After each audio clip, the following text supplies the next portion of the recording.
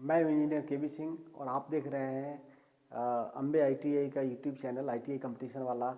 और टॉपिक है armature reactions in DC generator. तो फ्लेमिंग्स राइट हैंड रूल हम सबको पता है। फ्लेमिंग्स राइट हैंड रूल के हिसाब से अगर हम लोग अपने राइट हैंड के ये जो 3 फिंगर है कौन कौन सा पॉइंटर, सेंटर और थंब को अगर 90 डिग्री पे रखेंगे तो ये जो है ना, अगर कंडक्टर जो है कंडक्टर की दिशा दिखाता है, ये मैग्नेटिक जो फील्ड है उसकी दिशा दिखाता है, फ्लक्स की दिशा दिखाता है, तो ये जो मिडिल फिंगर है वो क्या दिखाएगा, इंड्यूस जो करंट है उसकी दिशा दिखाता है। तो अगर सपोज करो कंडक्टर इधर से ऊपर की तरफ जा रहा है तो करंट किधर फ्लो होगा, इधर से इधर मेरे तरफ फ्लो होगा, क्योंकि उंगली किधर है, मेरे तरफ है। और इसी को अगर नीचे कर दें, ऊपर गया फिर नीचे आया तो करंट की डायरेक्शन चेंज होगी, अब इधर से इधर जाएगा, मतलब कि हम मेरे तरफ से उस तरफ जाएगा। तो ये फ्लेमिंग्स का राइट हैंड रूल है जो कि दिखाता है कि मैग्नेटिक फील्ड में डायरेक्शन के साथ में, मोशन के साथ में जो इंड्यूस्ड करंट है उसकी डायरेक्शन क्या होगी। ये 2 फिगर यहाँ पे बनाया हुआ है। इन दोनों फिगर में आप देख सकते हैं कि ये दिखाया हुआ है कि जब ये घूमता है, कॉइल जो घूम रहा है मैग्नेटिक फील्ड में, ये एन और एस 2 मैग्नेटिक फील्ड है, तो इस मैग्नेटिक फील्ड में जैसे घूम रहा है तो कब ईएमएफ प्रोड्यूस होगा। तो ये अगर ऐसे सीधा खड़ा रहेगा, ये इस पोजीशन में अगर रह रहा है ये कॉइल, तो ये इंड्यूस्ड करंट क्या है, 0 है, क्योंकि उसमें बीच में खाली है, तो कोई फ्लक्स लिंक नहीं हो रहा है। कोई फ्लक्स लिंक नहीं हो रहा तो क्या हो गया, 0 हो गया। अब यही जब बिल्कुल खड़ा ये इस तरह से पैरेलल हो जाएगा, इस तरह से हो जाएगा, मतलब ऐसे पट हो जाएगा, तो क्या होगा, मैक्सिमम करंट इंड्यूस होगा। अगर सपोज करो इस डायरेक्शन में इस तरह से है, इस तरह से है, तो क्या होगा, ये इतना करंट इंड्यूस होगा। तो हम देख रहे हैं कि पॉइंट्स आ रहा है, आगे पॉइंट्स आ रहा है जहाँ की कोई करंट इंड्यूस नहीं हो रहा है। तो वैसे पॉइंट्स को जहाँ पे कि कोई करंट इंड्यूस नहीं हो रहा है, वो अगर उस पोजीशन में जो कॉइल रहेगा तो इसको बोलते हैं एमएनए, मैग्नेटिक न्यूट्रल एक्सिस, और हिंदी में बोलते हैं चुंबकीय उदासीन अक्ष।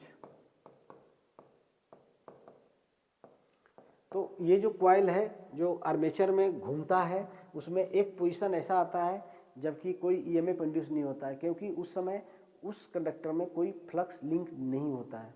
तो ये ध्यान में रखना है। आगे बढ़ते हैं। तो अब क्वेश्चन उठता है कि आर्मेचर रिएक्शन है क्या। तो आप हम लोगों को पता है कि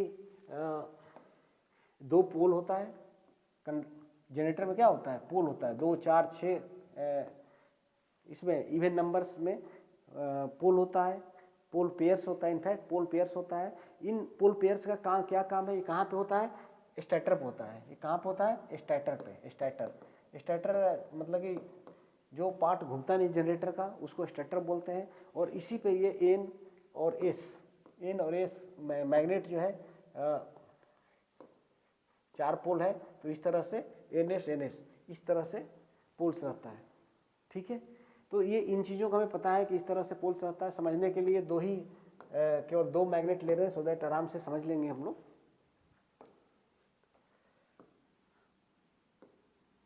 ठीक है, तो ये क्या करता है कि ये यूनिफॉर्म मैग्नेटिक फील्ड एन से एस की तरफ, मैग्नेटिक जो फ्लक्स है वो जा रहा है, इसकी डायरेक्शन एन से एस की तरफ है और इक्वली डिस्ट्रीब्यूटेड है।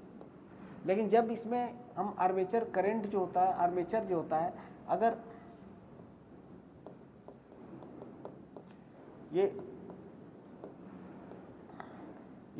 जो है ना, अगर आर्मेचर है तो इसमें जब करंट अगर फ्लो होने लगेगा, इनमें अगर इसमें करंट फ्लो होने लगेगा तो ये जो है ना मैग्नेटिक फील्ड इसमें बन जाएगा। जब ये मैग्नेटिक फील्ड बनेगा तो ये जो मेन फ्लक्स स्टेटर का जो पोल्स है उसमें से जो फ्लक्स निकल रहा है उसका ये विरोध कर रहा है। अब देखिए क्या हो गया, उल्टा हो गया। जो स्टेटर पोल है वही क्या कर रहा है, आर्मेचर कंडक्टर में करंट इंड्यूस कर रहा है, ईएमएफ इंड्यूस कर रहा है और उससे करंट मिल रहा है। लेकिन जैसे ही करंट फ्लो होना शुरू हो रहा है, वो क्या कर रहा है, करंट अपना फील्ड बना ले रहा है और जो मेन फील्ड है उसको क्या कर रहा है, कमजोर कर रहा है, उसके दिशा को भटका रहा है, उसको क्रॉस मैग्नेटाइज कर रहा है। तो इसी प्रॉब्लम को क्या बोलते हैं हम लोग, आर्मेचर रिएक्शंस बोलते हैं। तो आर्मेचर रिएक्शन क्या है, it is the effect of the magnetic field setup by armature current on the distribution of flux under main poles. अब ये करता क्या है, ये डीमैग्नेटाइजेज और weakens the main field flux, it cross magnetises और डिस्टोर्ट्स। इसको हम लोग और आगे समझेंगे। तो ये जो पोजीशन है, जैसा कि मैंने बताया था, एक पोजीशन रहता है MNA, एक पोजीशन आता है जहाँ पे कि कोई EMF इंड्यूस नहीं होता है। आर्मेचर अगर घूम रहा है मैग्नेटिक फील्ड में तो कोई एक पोजीशन होगा जिसपे कि कोई करंट इंड्यूस नहीं होगा, उस पोजीशन को बोलते हैं magnetic neutral axis. Magnetic neutral axis, जैसा कि मैंने अभी पीछे भी बताया था कि ये मैंने बताया था ना कि ये इस पोजीशन में होगा कि जहाँ की कोई यहाँ ये जो पॉइंट्स है, ये जो पोजीशन है इस कॉइल की पोजीशन है, इस पोजीशन में रहेगा तो जीरो, इस पोजीशन में रहेगा तब भी देखिए जीरो, ठीक है, इस पोजीशन में रहेगा तो, इस पोजीशन में रहेगा तो अगेन जीरो। तो एक पोजीशन होता है जहाँ की कोई EMF इंड्यूस नहीं होता है, कोई करंट इंड्यूस नहीं होता है, तो उस पोजीशन को बोलते हैं, इस कॉइल की उस पोजीशन को हम लोग बोलेंगे, इस तरह से खींचेंगे लाइन और उसको बोल देंगे MNA, मैग्नेटिक न्यूट्रल एक्सिस या चुंबकीय उदासीन अक्ष। चलिए आगे समझते हैं। 3 कंडीशंस हमने लिया हुआ है, आप समझिए कि पहला कंडीशन है when no current is flowing, no current is flowing, no current कहाँ पे, नो करंट कहाँ, आर्मेचर में। आर्मेचर में अगर कोई करंट नहीं फ्लो हो रहा है तो N से S की तरफ फ्लक्स निकल रहा है जो कि यूनिफॉर्मली डिस्ट्रीब्यूटेड है, मतलब कि जो बटा हुआ है बिल्कुल बराबर तरीके से पूरे स्पेस में, पूरे जगह में बटा हुआ है। हालांकि ये समझने के लिए आपको बनाया गया है, नहीं तो ये जो गोला आर्मेचर दिख रहा है इसी के क्रॉस में फ्लक्स जाता है, लेकिन फ्लक्स जो जाता है दोनों तरफ बराबर डिस्ट्रीब्यूटेड रहता है। कहने का मतलब ये है, तो समझने के लिए बनाया हुआ है कि जब कोई करंट आर्मेचर में फ्लो नहीं हो रहा है उस समय क्या है कि स्टेटर पे जो मेन फील्ड है, जिसको एक साइड N है दूसरे साइड S है, N से फ्लक्स निकल रहा है, S की तरफ जा रहा है और उसके रास्ते में कोई बाधा नहीं है, आराम से स्मूथली जा रहा है। लेकिन जैसे ही आर्मेचर करंट फ्लो होना शुरू किया, ये अपना फील्ड बना दिया, ये अपना फील्ड बना दिया, आप देख सकते हैं ये अपना फील्ड बना दिया, ये अपना फील्ड बना दिया। ये जो है N पोल के अंदर में, ये जो S पोल के अंदर में, तो S पोल के अंदर में जो करंट है और N पोल के अंदर में जो आर्मेचर करंट में जो करंट फ्लो हो रहा है, विद्युत धारा प्रवाहित हो रहा है, उसकी दिशा अपोजिट होगी, इसलिए फ्लक्स की दिशा अपोजिट है। लेकिन ये सब मिल करके एक जो है ना, आप देख सकते हैं इस तरह से फील्ड सेटअप कर लिया। ये जो फील्ड है, ये this is the resultant field of all the conductors under the influence of in side of the poles.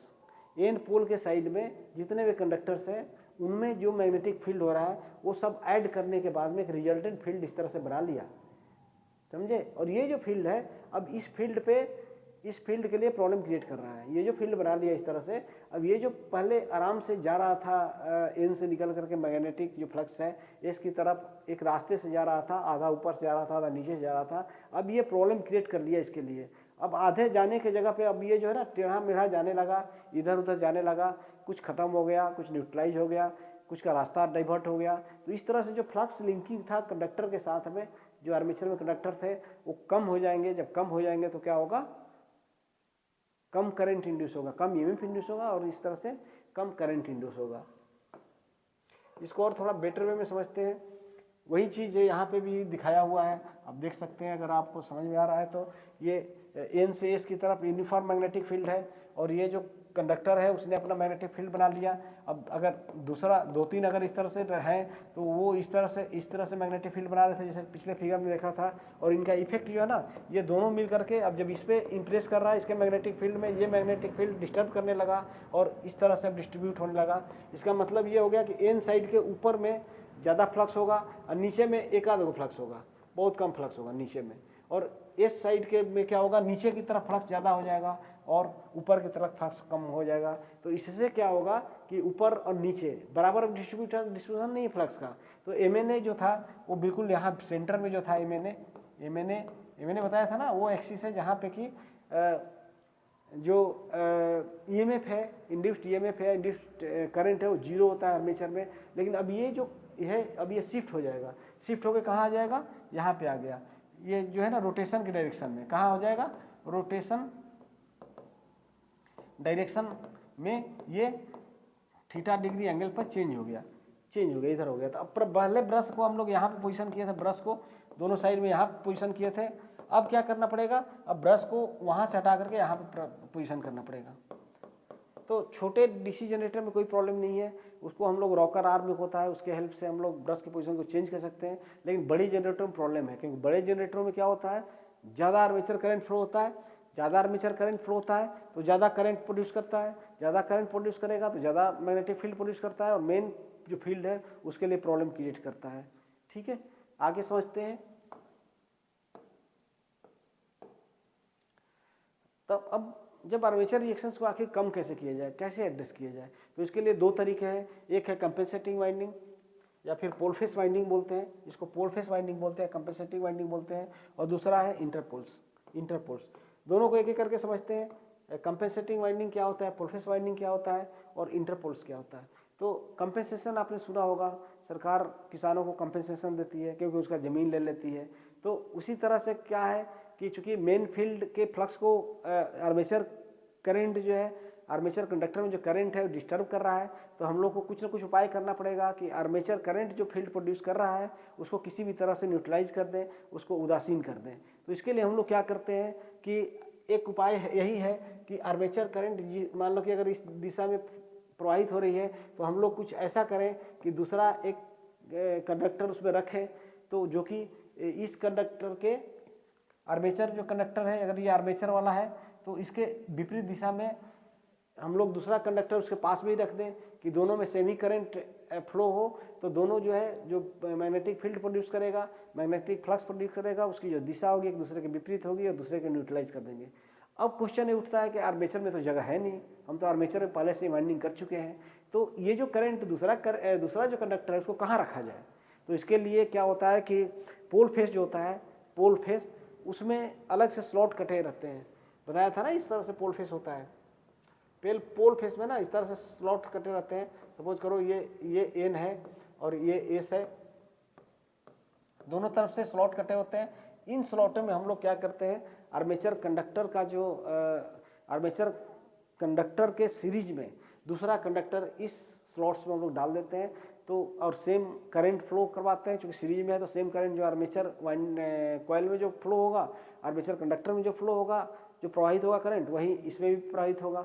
और लेकिन जो इसकी धारा की जो दिशा है हम लोग चेंज कर देते हैं।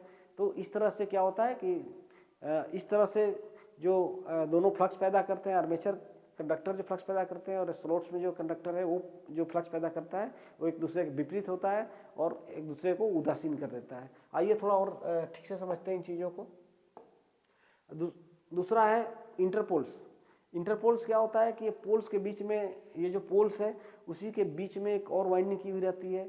अब इसका काम ये है कि अगर पोल मैग्नेटिक जो मेन पोल है उसके फ्लक्स को अगर आर्मेचर कंडक्टर का जो फील्ड है डिस्टर्ब कर रहा है, तो ये इस तरह से फ्लक्स पैदा करता है जो कि मेन पोल को मजबूत करता है, स्ट्रेंथन करता है, और आर्मेचर करंट के द्वारा जो फील्ड प्रोड्यूस होता है उसको अपोज करता है, न्यूट्रलाइज करता है। तो दो तरीके हो गए, एक हो गया कंपेंसेटिंग वाइंडिंग, दूसरा हो गया इंटरपोल्स। ये एक तरीके क्या है आर्मेचर रिएक्शंस को कम करने का। ये इससे समझिए, ये देखिए ये इंटरपोल्स है, ये क्या है इंटरपोल्स। ये जो पोल है पहले से एन, ये पोल है ना, ये पोल हो गया, ये एन देख रहे हैं ना, एक और वाइंडिंग कर दिया मेन पोल पे, और ये ब्रश के थ्रू सीरीज में हम लोग कनेक्ट कर दिए, और सीरीज में कनेक्ट कर करके फिर दूसरे पोल पे आया ये, और इस तरह से कनेक्शन दिया। ये इनफैक्ट ये ऐसे नहीं रहता है, ये तो हम लोग फ्रंट व्यू में है, ये ऐसे जाएगा, ऐसे घूम करके ऐसे आएगा। ठीक है, इधर एक ब्रश है, एक इधर ब्रश लगा हुआ है, तो ये ब्रश और ये ब्रश इस तरह से, ये जो ब्रश है ना इस तरह से लगा रहता है, अंदर की तरफ है। तो ये जो है ना सीरीज में इंटरपोल्स के जो वाइंडिंग्स होते हैं क्या होते हैं, आर्मेचर कंडक्टर के सीरीज में होता है। तो इसका ये जो मैग्नेटिक फील्ड प्रोड्यूस करेगा, इधर से जो फ्लक्स निकल रहा है इसको अगर ये इधर उधर चला गया, उल्टा चला गया, तो इसको ठीक कर देता है, स्ट्रेंथन करता है। और ये जो इसमें जो फ्लक्स पैदा हो रहा है ना, इसमें जो फ्लक्स पैदा हो रहा है उसको क्या करेगा, कमजोर करेगा या न्यूट्रलाइज कर देगा। ये देखिए जो मैंने बताया था कि पोल फेस में स्लॉट्स कटे रहते हैं, तो इस तरह से स्लॉट्स कटे रहते हैं। आप देख सकते हैं इन्हीं स्लॉट्स में कंडक्टर डाला हुआ है। ये कंडक्टर और ये कंडक्टर, ये क्या होते हैं, कार्बन ब्रश से सीरीज में जुड़े हुए रहते हैं और इनकी डायरेक्शन जो होती है, करंट फ्लोइंग की डायरेक्शन होती है, वो उल्टा कर देते हैं। इसका मतलब एक आर्मेचर करंट अगर ऐसे है तो ये जो स्लॉट में करंट है वो ये कार्बन ब्रश के थ्रू कहाँ आ जाते हैं, उल्टे डायरेक्शन में आ जाते हैं। और एडजेसेंट इसी के एडजेसेंट में रहते हैं, तो ये दूसरे ये जो भी फील्ड पैदा करता है, करंट जो है आर्मेचर कंडक्टर जो करंट पैदा कर रहा है उसमें जो मैग्नेटिक फील्ड पैदा कर रहा है, उसी के अपोजिट जो है ये पोल फेस में जो कंडक्टर्स है वो उसके अपोजिट में फील्ड पैदा करता है और उसको न्यूट्रलाइज कर देता है। किसको न्यूट्रलाइज कर देता है, जो आर्मेचर कंडक्टर फ्लक्स पैदा कर रहा है। तो इस तरह से आर्मेचर रिएक्शंस की प्रॉब्लम जो है खत्म हो जाती है। तो आशा है ये वीडियो आपको पसंद आया होगा। अगर पसंद आया है तो आप मेरे चैनल को सब्सक्राइब कर दीजिए, सो दैट इस तरह की जो वीडियो है आपको सबसे पहले मिले। रेलवे के लोको पायलट का एग्ज़ाम हो चुका है और CBT 2 होने वाला है, उसमें ये वीडियो बहुत ही सहायक सिद्ध होगा। ज़रूर इसको देखिए और अपने दोस्तों को रेफ़र कीजिए। Thank you very much. Thank you.